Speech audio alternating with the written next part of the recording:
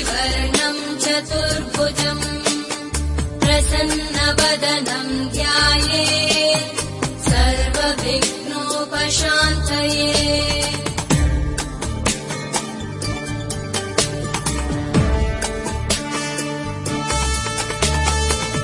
शान्ताकारम् भुजगशयनम् पद्मनाभम् सुरेशम् विश्वाधारम् गगनसदृशम् मेघवर्णम् शुभाङ्गम् लक्ष्मीकान्तम् कमलनयनम्